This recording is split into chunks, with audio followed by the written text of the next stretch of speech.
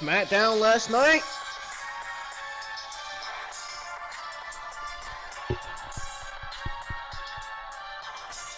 SmackDown last night, man. Same shit. Nothing legitimately important outside of Roman Reigns. And I'm sorry for the technical difficulties. My broadcast ended due to that. So I had to redo the review again.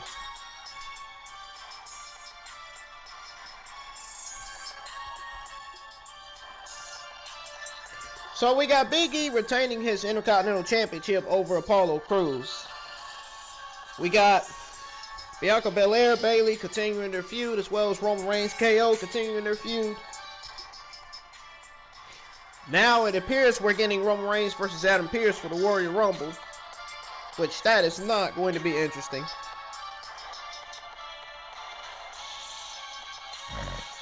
That's not going to be interesting at all.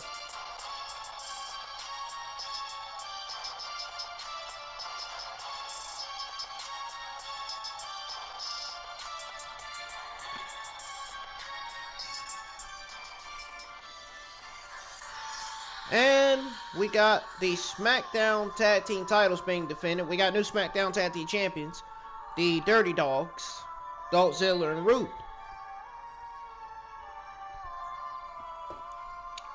So we got all that to go over. I got your SmackDown results. And we are going to go over it all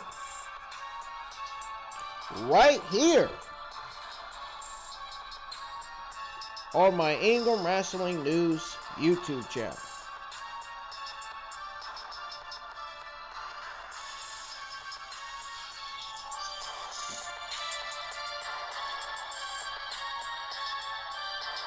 Once again, we're going to go over it all right here on my Ingram Wrestling News YouTube channel.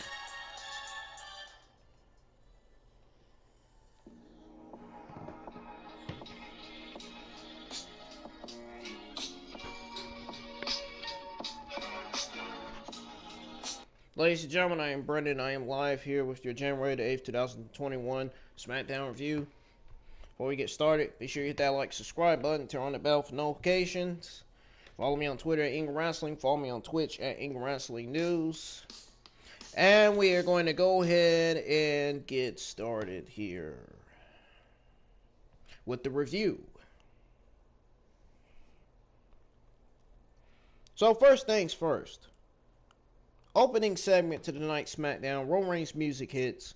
Reigns, Jey Uso, and Paul Heyman come out and start to head towards the ring. As they make their way down to the ring, Michael Cole explains the rules of the Gauntlet match, one-on-one, pinfall or submission eliminations until only one man is left standing. Roman Reigns gets on the mic and says that there is a lot of discussion about what they did to Kevin Owens. He says that he likes and respects Kevin Owens for never laying down and never giving up. He says that Owens put him in a tough spot and he had to do what I had to do. So then he says that he cares about the locker room and he cares about everyone there, as that is his responsibility because he is at the top. He says that Adam Pearce is to blame for Kevin Owens not being able to compete and make money and provide for his family. Roman calls out Adam Pearce, and Paul Heyman shouts for Pearce now. Pearce does eventually make his way down to the ring. Roman says that he wants Pearce to watch a video package that he prepared. It shows clips from the cage match between Kevin Owens and Roman Reigns, and Kevin Owens asking Pearce for a match against Reigns. The video package goes on to show Paul Heyman telling Roman how Pearce was the one responsible for the match and how Roman told Jay to take care of Owens.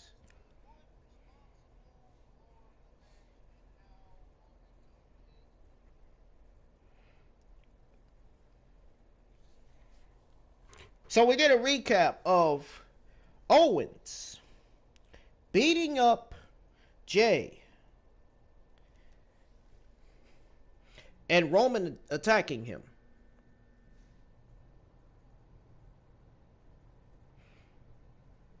A, Roman Reigns is the best thing going to the WWE. B, they did a good job with this opening segment. And C, this was a great opening segment to start off SmackDown. Now, I want to know why Adam Pearce is being added to this feud. I don't get it. I don't understand why Adam Pearce has to be added to this feud. He's the unofficial GM for Raw and SmackDown, right? So why the fuck is he added to this feud? I don't understand, Bruce.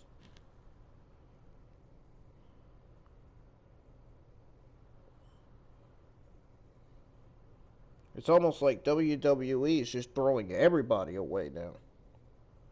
You know what I'm saying? Crazy.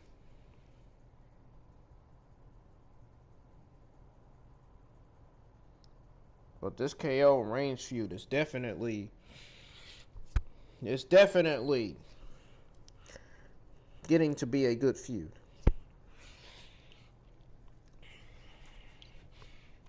Well, Reigns, he's the tribal chief for a reason, man.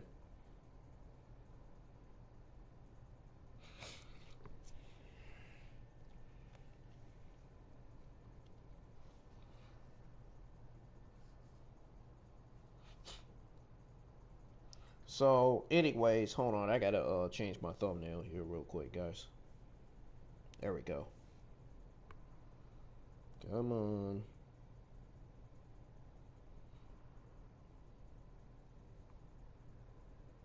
Come on.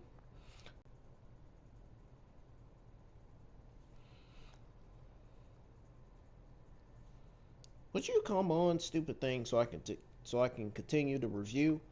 Jesus Christ, man.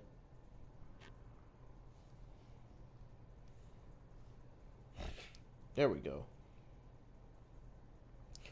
Anyways.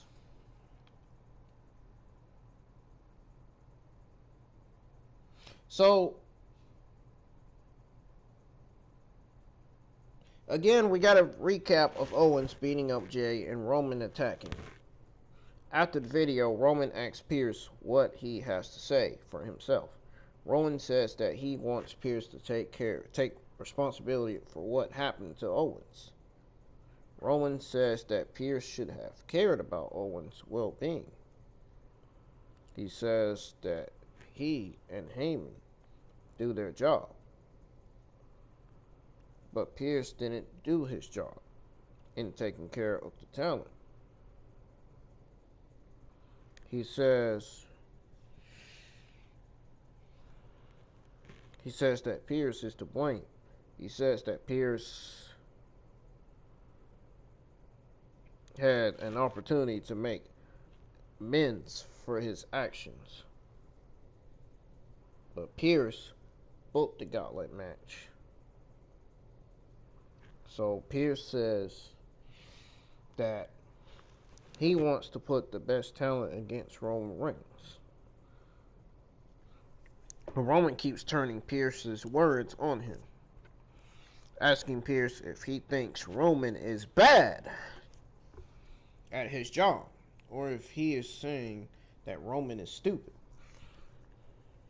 Roman says that if Pierce thinks he is stupid, that's a problem, because it means that he doesn't respect him. He says that when people don't respect him, there are consequences. He grabs Pierce's jacket and pulls him towards him.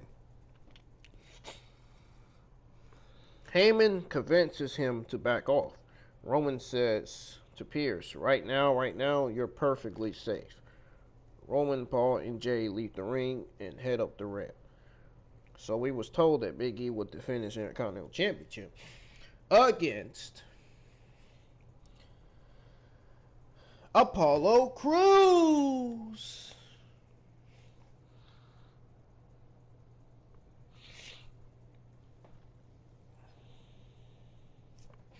So yes, we got Biggie versus Apollo Crews.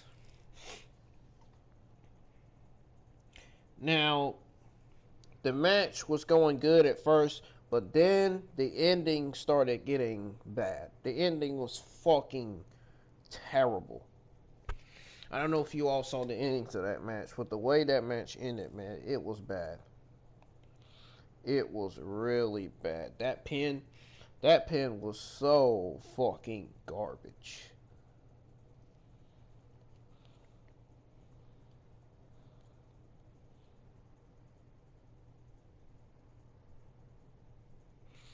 This match should have been a straight up good title match instead of having a bad ending to the title match.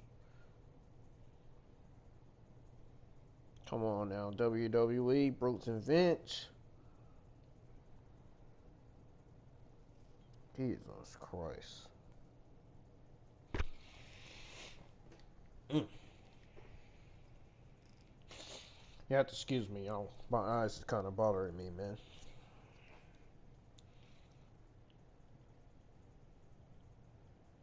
So we got Big E versus Apollo Crews. So Crews starts explosively with a drop kick and a kick to Big E, taking him off his feet and pinning him for 2. Crews goes to the top and goes for a dive, but Big E avoids the dive and takes out Crews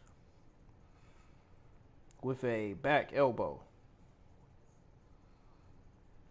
Big E drags Crews. He drags Crews to the apron and hits him with a standing splash onto Crews on the apron in the ring. So then Big E goes for a back suplex, but Crews lands on his feet and lays into Big E, hitting a splash onto Big E in the corner. Crews hits 3 Amigos German suplexes on Big E, pinning him for 2. Big E rolls to the outside and Crews goes to the apron. He kicks Big E in the face, then hits a moonsault onto Big E from the apron. Crews rolls Big E into the ring and pins him for 1. Crews drags Big E into the corner and sits him on the top rope. Crews follows and hits a superplex on Big E. Apollo rolls through the suplex, and he and Big E seem to both cover each other. The bell rings and Crews celebrates, saying, "I won," while Big E looks confused as they go to commercial break.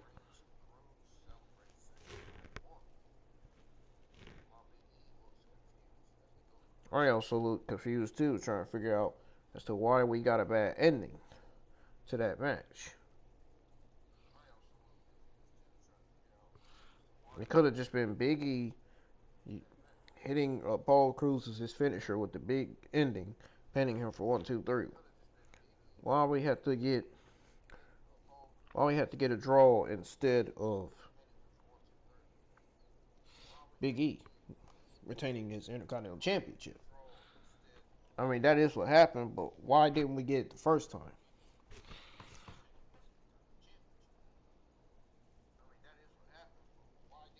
You know what I'm saying? I just didn't understand this match, man. It was so confusing. It was a good match, but it was confusing at the same time. The ending was, man, it was so bad.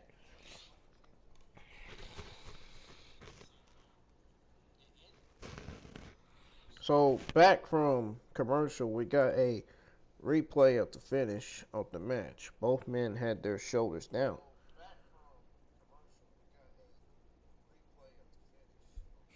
The referee says the match ended in a double pinfall, and it was a draw.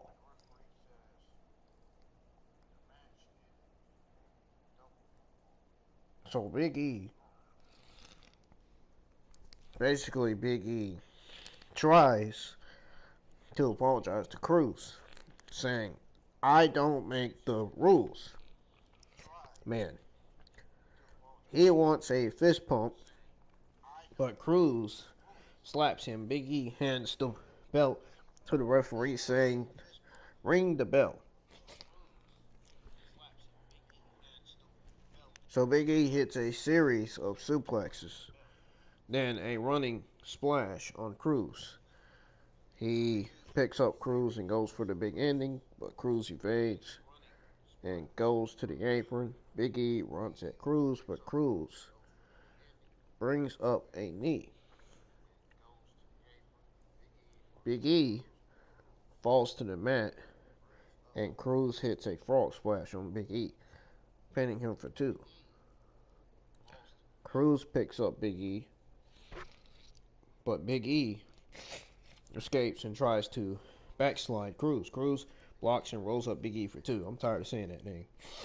Cruz hits a kick to Big E, then hits a spine buster and a standing moonsault onto Big E, pinning him for a 2 count. Big E rolls up Cruz into a pin, but transitions into a submission. Cruz kicks Big E away, and Big E tries to go for the big ending. Cruz escapes, kicks Big E. Cruz goes for a back suplex, but Big E escapes.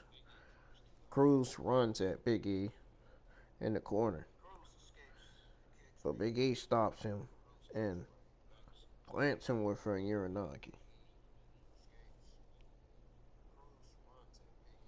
Big E picks up Apollo and hits the big ending, pinning him for 3.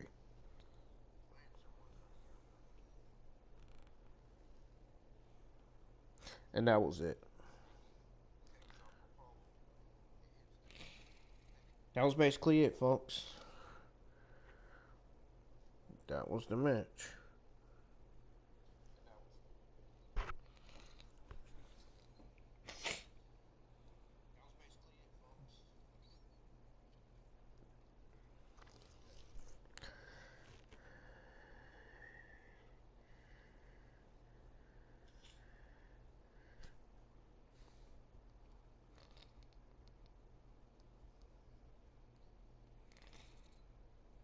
Now, the Intercontinental title match was a bit disappointing.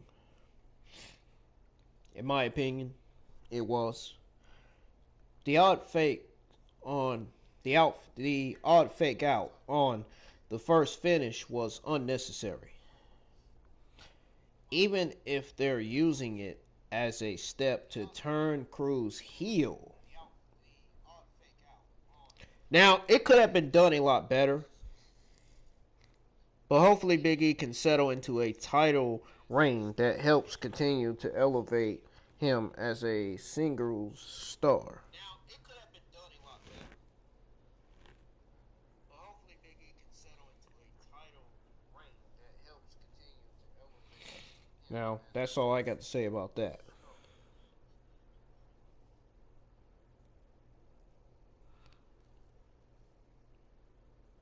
Well, we got to see, as Pierce says that he needs help, and Deville says she wants to help. Pierce welcomes Deville back, but Deville thinks that Pierce is entering the Gauntlet match.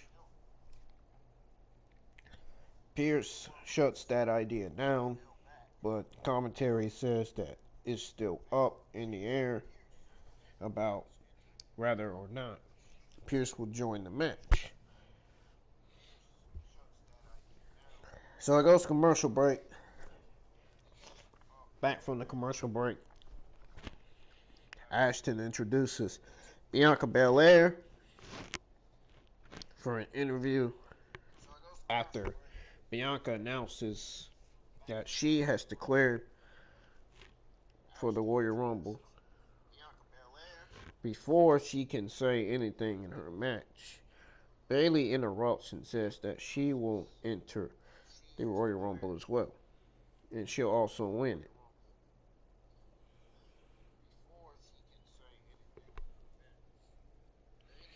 So obviously, as you can see, Bayley and Bianca Belair are continuing their feud on SmackDown.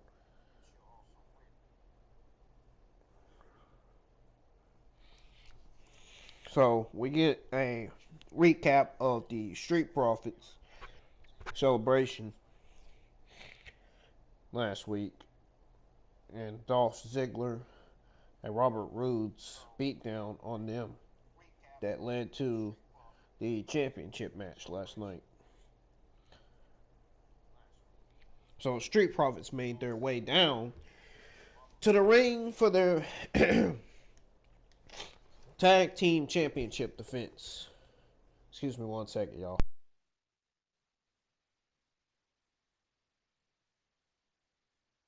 Alright, I'm back. So they go to commercial break. Back from commercial, Carmella is backstage talking about how she is better than Sasha Banks after Sasha was named Sports Illustrated #1 superstar of 2020.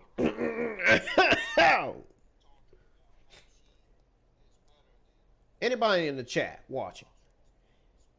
Does anybody really give a shit about Carmella? I know I don't. Do any of you care about Carmella?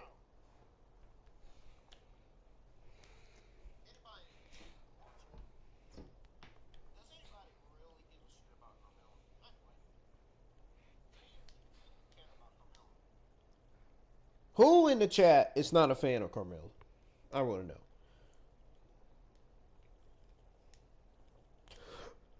I'm definitely not a fan of Carmella. I definitely don't like her character. I definitely don't like what she does in the ring.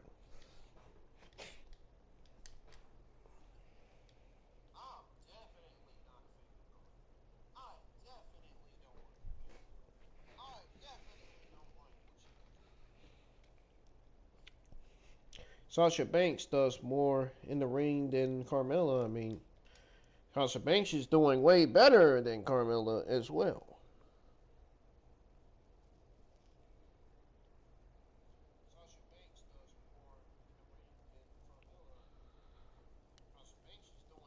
And I'm guessing either that feud is continuing or it has ended already. Damn it, fucking eyes is dry, man. My fucking eyes is wet. They bother me like motherfucker. It's the reason why I'm talking like this. Freaking eyes is. Whoa. So we got Street Profits versus the Dirty Dogs. Ugh. Man, at the start of this match, at first it was bad, but it was getting a lot better. First half, it got bad. Second half, it got a lot better. It got good. It was great.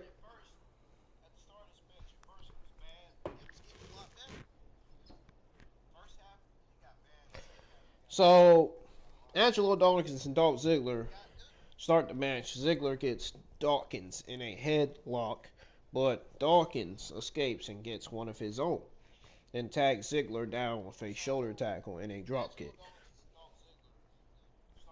Ford tags in and they hit a double shoulder tackle on Ziggler. Then Dawkins drops Ford on Ziggler and Ford pins him for 2.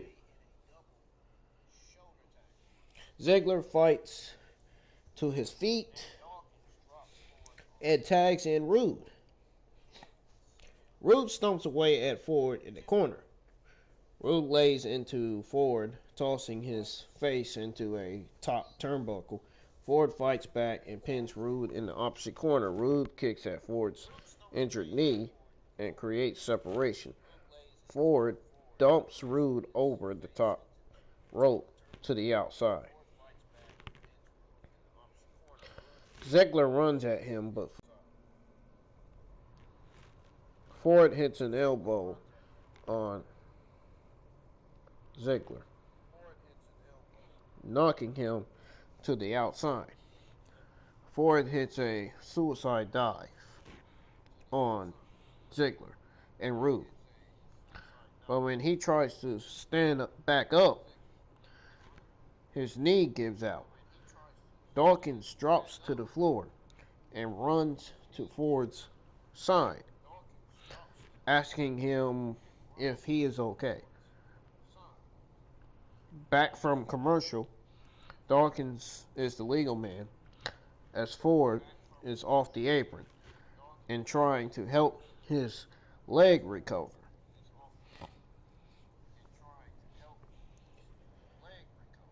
Dawkins hits a back body drop on Roode, then a spinning splash and a bulldog on Roode, pinning him for 2. Mike, 1, 2, 3, are you working? I was joking, y'all. Dawkins almost tags in Ford, but thinks better of it, and Roode takes advantage of the situation, tagging in Ziggler. Ziggler lays into Dawkins, raking at Dawkins' eye and taunting him. The official pulls Ziggler, uses the distraction to hit Dawkins in the face. Ziggler locks in a front Chancery, and Dawkins tries to reach for Ford, but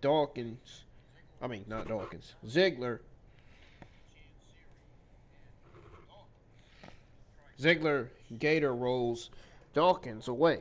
Ziggler locks in an armbar and tags in Roode, who lays into Dawkins' arm. Roode hits a net breaker on Dawkins, pinning him for 2. Roode taunts Ford on the apron and keeps Dawkins away from him. Roode whips Dawkins into his corner and tags in Ziggler. Roode tries to whip Ziggler into Dawkins in the corner. Dawkins evades and tosses Roode out of the ring. Before he can make the tag to Ford, Roode pulls Ford off of the apron. Ford fights off Roode and is in clear pain, but he gets back to the apron and tags in. He takes out Ziggler with a series of strikes and kicks. Ford hits a back body drop on Roode, but his knee gives out. Ziggler runs at Ford, but Ford hits a back drop on Ziggler. Ziggler lands, but Ford hits a discus lariat, pinning Ziggler for 2. Ford tries to climb to the top to hit a frog splash. Roode tries to pull him down from the apron, but Ford kicks Roode away. Ziggler jumps to the top rope and hits a facebuster on Ford from the top rope, pinning him for 2. Ziggler waits for Ford to get back to his feet, and he runs at Ford. Ford catches him with a super kick and lays on Ziggler, pinning him. Roode breaks up the pin, but Dawkins tosses Roode out of the ring and tries to get Ford to make the tag. Roode gets on the apron and attacks Dawkins. Dawkins writes off Roode, but Ziggler attacks Dawkins, knocking him off the apron. Ziggler attacks Ford's bad knee, and Roode tags in, hanging fisherman suplex, pinning him for 2. Roode goes to hit a glorious bomb on Ford. Ford hits a step up enziguri on Roode. Roode tags Ziggler in, and they hit a spine buster, zigzag, pinning Ford for 3. And we got our new SmackDown Tag Team Champions, the Dirty Dogs, Dolph Ziggler, and Robert Roode.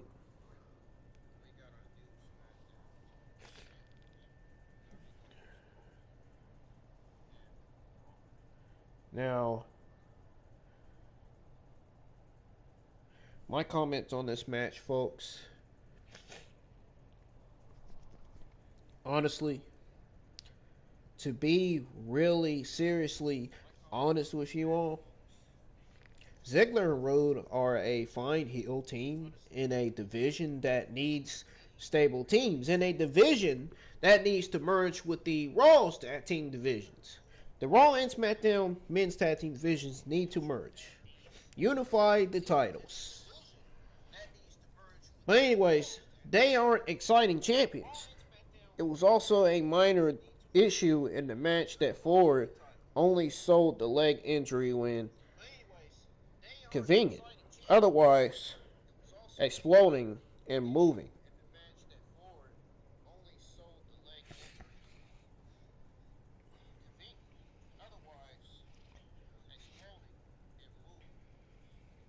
I don't know what just happened, but I was reading something and something came off.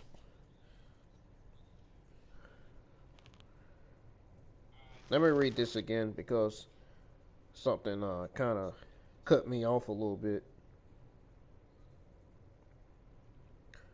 So again, Ziggler and Roode are a fine heel team in a division that needs stable teams. They aren't exciting champions. It was also a minor issue in the match that Ford only sold the leg injury when convenient, otherwise exploding and moving normally when getting his moves in. Y'all get what I'm saying?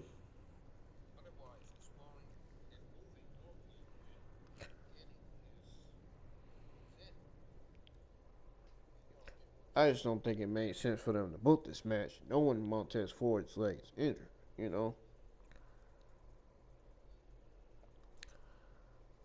Why couldn't they wait till Montez Ford's leg gets healthy? You know, why couldn't they wait till Montez Ford recover from injury? Why did they have to do this match? Why did they have to put this match on the show this Friday night? Why did they have to do it? Why? Why? Because everybody wanted to see Ziggler and Roode win the SmackDown Tag Team Champions? Is that why? Apparently so. Because that's exactly what happened.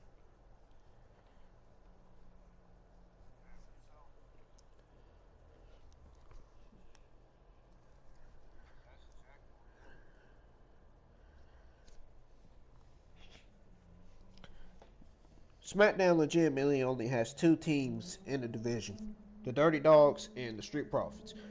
Meanwhile, Raw has the Hurt Business and the New Day. I think these divisions need to merge, these tag team divisions. They need to merge. Seriously, they do. Might as well merge SmackDown Raw Women's divisions too. Get rid of the Women's Tag Team Champions and the freaking 24/7 Championship, because those titles don't matter on any of these brands.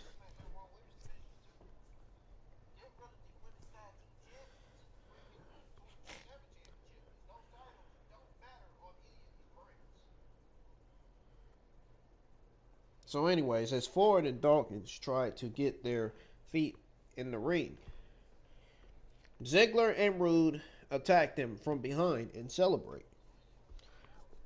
As Pierce and DeVille are backstage talking about potential challengers for Roode and Ziggler, Heyman shows up and DeVille excuses herself. Heyman says that he respects Pierce and he knows Pierce's history. Heyman says that he knew Pierce's goal was to be a WWE champion. He pulled a few strings, and now Adam Pierce is in the Gauntlet match. He says that Pierce has the chance to achieve his dream, courtesy of Roman Reigns. The Gauntlet match was up next. So back from commercial break, we see the results of the tag team match last week with Tamina and Natalya. Who fucking cares? Nobody gives a shit about Tamina or Natalya. I know I don't. They are the worst examples of the women's division. Even Billie Kay is the worst example of the women's division. Losing. Tamina and Natalya were losing to the Riot Squad along with Billie Kay attacking herself to the Riot Squad. They showed that video last week.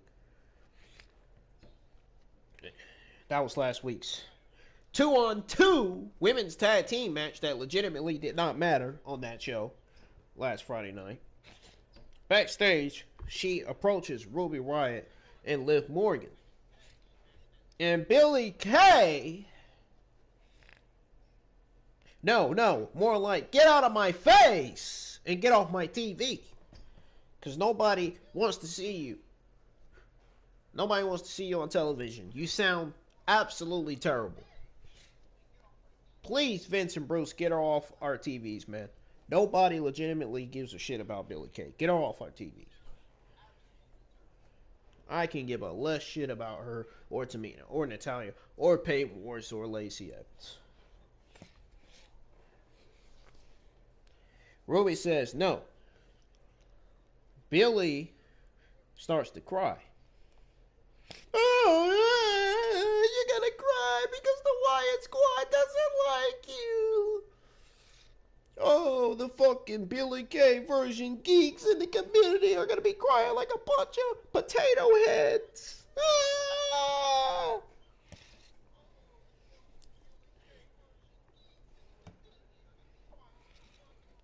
Liv says it's not that we don't want you. Billie cuts her off, saying that she knew they would agree. She hands them her resume and runs off. So we got Rey Mysterio, Sami Zayn, Shinsuke Nakamura, Daniel Bryan, King Corbin, and Adam Pierce in a Gauntlet match to determine the number one contender for the Universal Championship. This match was absolutely terrible, but the only good thing about this match was Daniel Bryan and Shinsuke Nakamura going at it. That's the only thing. That's the only greatest thing about this match. Everything else is fucking terrible. And then to make things worse, we're getting Roman Reigns versus Adam Pierce.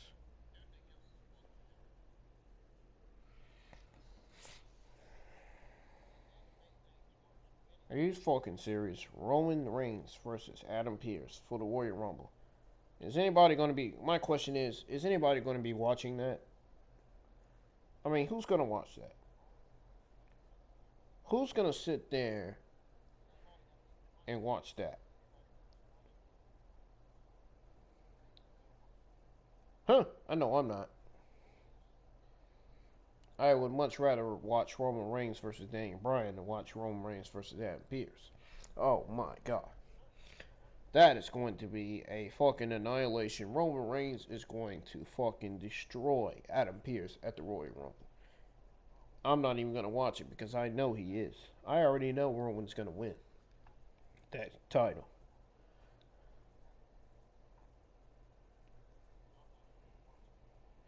Adam Pierce is going to lose. Plain and simple. Enough said. So Rey Mysterio comes out first, and Sami Zayn's music hits, and he complains about how he is in the top stop in the Gauntlet match. He says that it's a conspiracy targeting him. He brings a camera crew with him to document the conspiracy. When Sami gets in the ring, Rey Mysterio immediately hits him with the dropkick and the 619, pinning him and eliminating him.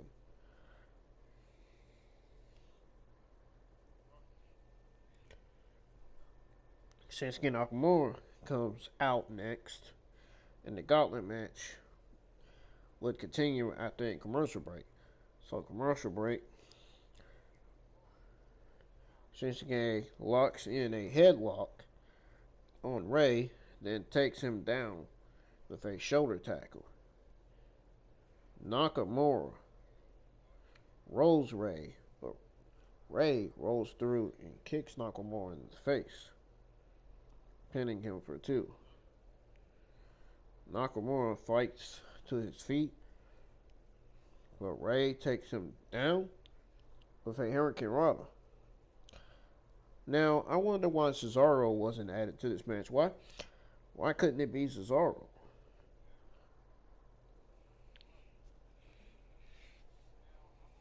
This would have been Cesaro's opportunity, you know. I'm guessing they chose Shinsuke Nakamura. I guess they think Shinsuke Nakamura is better than Cesaro. I don't know.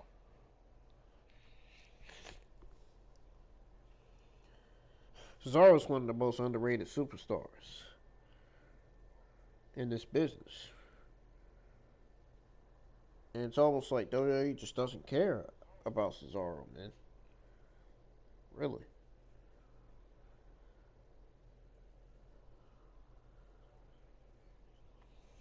They probably, I know Vince McMahon and Bruce, they probably said, oh, we're not going to add Cesaro to the match because he's not a good superstar. He ain't a good talent. We're just going to keep him on TV. Like a bunch of fucking idiots. That's probably what Vince or Bruce were probably saying, probably in their minds when they think of Cesaro. Mysterio goes for a baseball slide to Nakamura on the outside. But Nakamura blocks and hits him with a knee. Rey gets back in the ring and hits a sliding sunset bomb.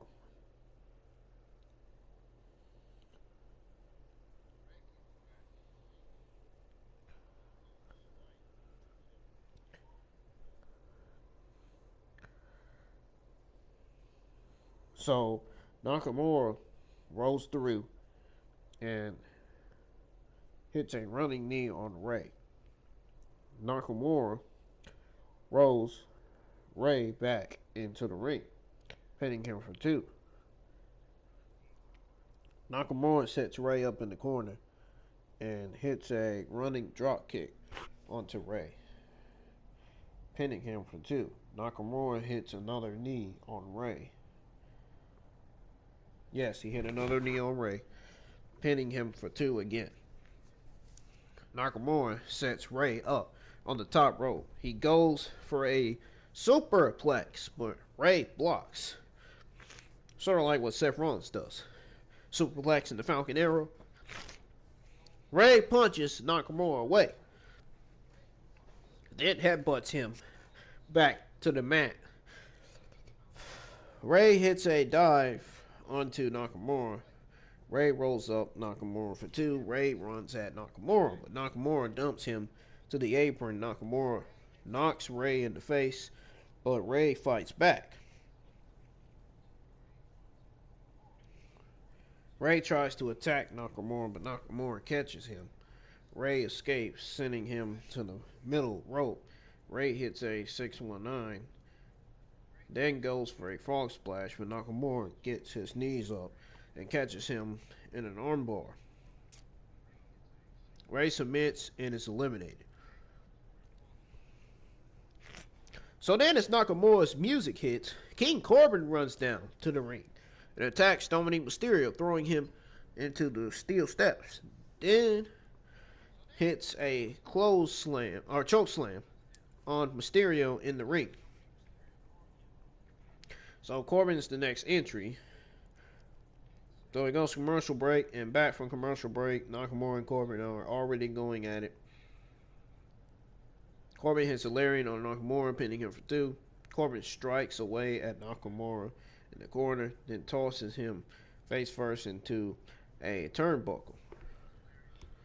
King Corbin continued to lay into Nakamura and run at him, but Nakamura dodges. Nakamura hits a kick to Corbin's head, and he rolls out of the ring. Nakamura goes for a diving axe handle, but Corbin catches him and drives his back into the ring post. Back in the ring, Corbin covers Nakamura for 2. Corbin punches at Nakamura's head, then hits a back suplex, pinning him for 2. Corbin picks up Nakamura and goes for a suplex. And Nakamura lands on his feet and kicks King Corbin in the face. Nakamura starts fighting back, and Nakamura kicks Corbin into the corner. Corbin whips Nakamura into the opposite corner and runs at him, but Nakamura catches him with another kick. Shinsuke goes to the top rope and hits a diving kick into Corbin's chest, covering him for 2. Shinsuke Nakamura goes to the corner and signals for the Kinshasa, but Corbin picks him up and hits a deep 6, covering him for 2. Nakamura catches Corbin in a triangle submission, but Corbin hits a powerbomb on Nakamura.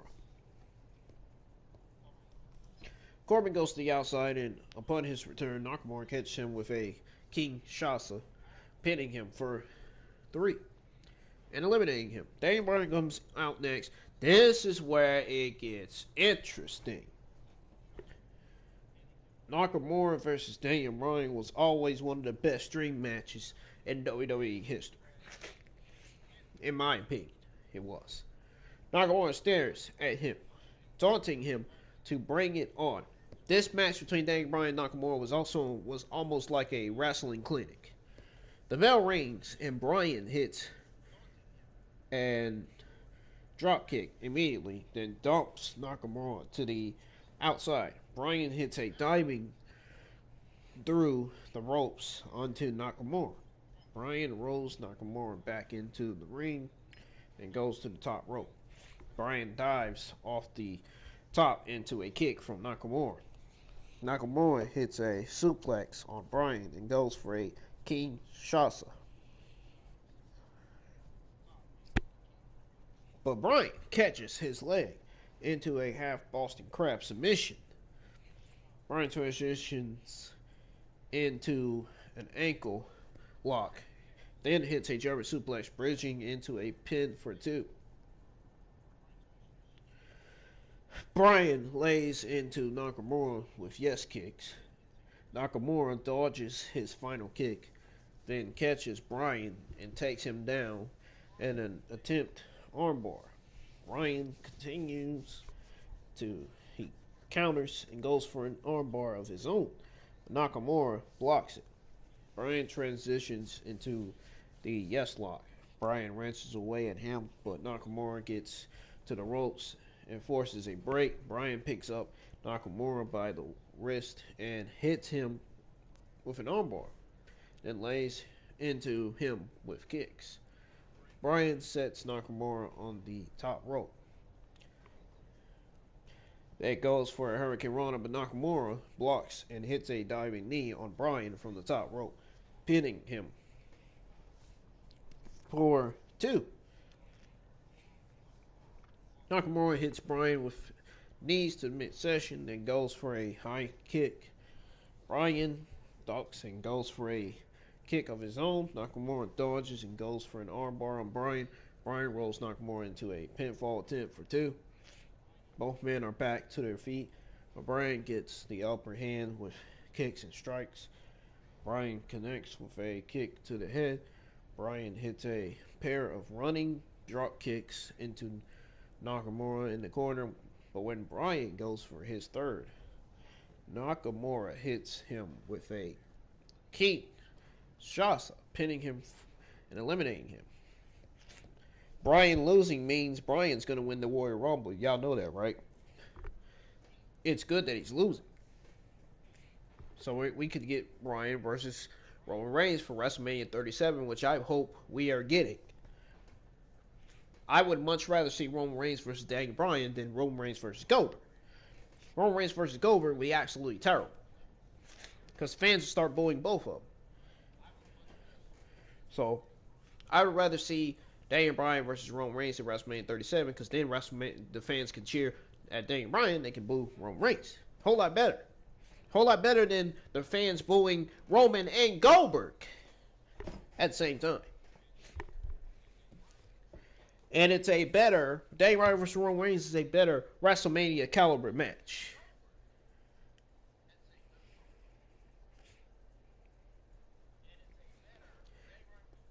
So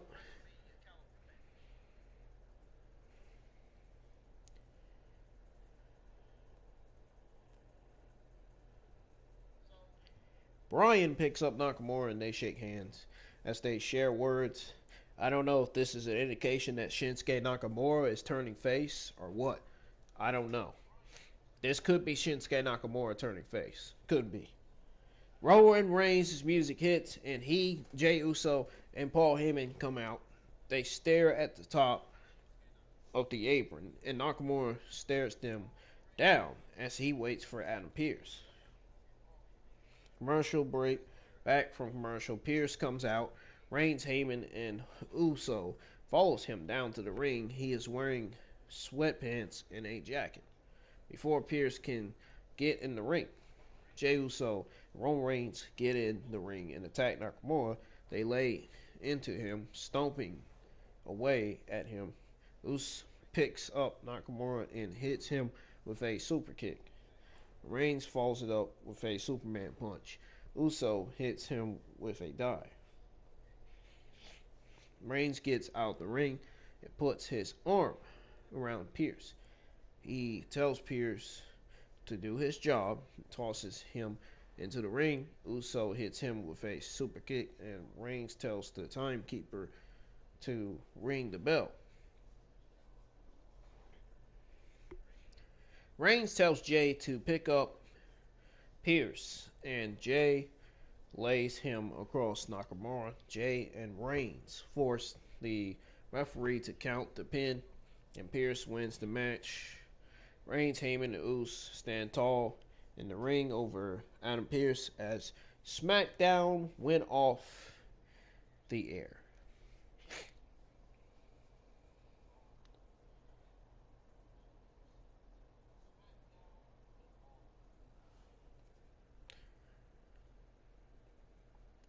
Now, my comments on this in particular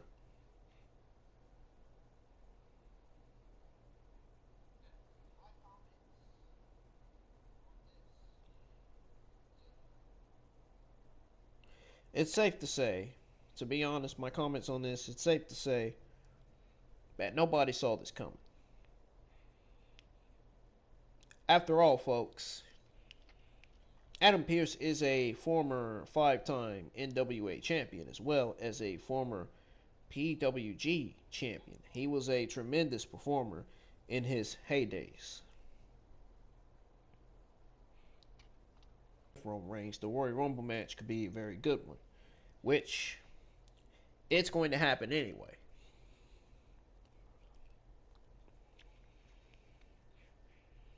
It's going to happen anyway, folks.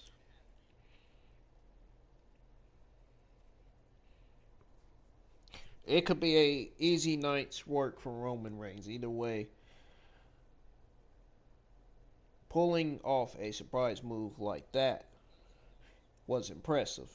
And it's an interesting enough situation that it's hard not to call it a win. It certainly didn't hurt the Gauntlet match delivered on solid action before the finish.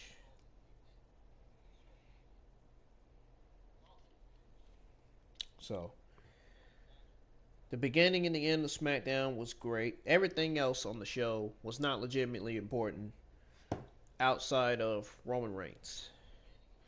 That is all I'm going to say. This is the end of your January the 8th, 2021 SmackDown review. If you enjoyed this review, hit that thumbs up. If you didn't, hit the thumbs down. Or, I'll tell you what, instead of hitting the thumbs down, if you didn't, why don't you comment below? Let me know why you didn't like the review. Why you didn't enjoy the review.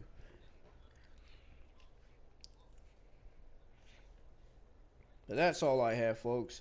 I have no SmackDown news, so I am getting the hell out of here.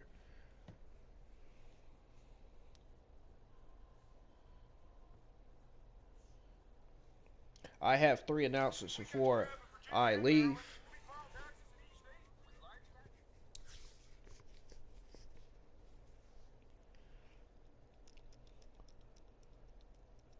Number 1. Let's start with number 1. Number 1, I will be streaming on Call of Duty Black Ops Cold War on Twitch this afternoon. And then tonight, I will either be streaming on Gran Turismo Sports or on Naruto Ultimate Ninja Storm 4. For those of you that are Gran Turismo Sport fans and Naruto Ultimate Ninja Storm 4 fans, I'll probably tweet out a poll asking what game I should stream tonight. Maybe. I'm thinking about it. But like I said, I hope you all enjoyed this review, man. I tried to make it make sense. Just like I said, let me know on Twitter. Send me a message on Twitter. Let me know how you think of this review. And I'll see you right back here with my Monday Night Raw review next Monday night. And I'll see you live on Twitch tomorrow on Call of Duty Black Ops Cold War. And I will also see you tonight on whatever other game I'm going to stream on.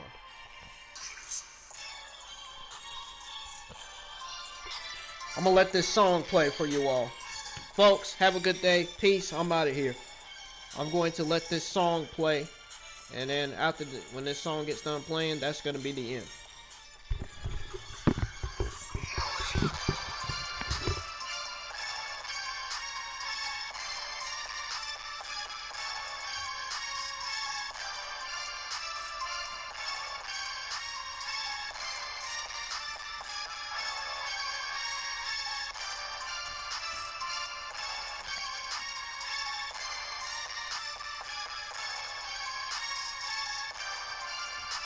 By the way, your SmackDown and NXT reviews will be live next week as well. As always. And I'll probably be dropping a few Ingram Wrestling News videos next week as well. So I just thought I want to throw that out there. Peace, folks. I'm out of here this time, for real. Have a good day. See you live on Twitch tomorrow. Invite your friends to join the stream. It's going to be a good one. And then I'm actually going to stream a little bit of Call of Duty Black Ops Cold War on YouTube, and then stream something else. Have yourselves a great weekend. Peace!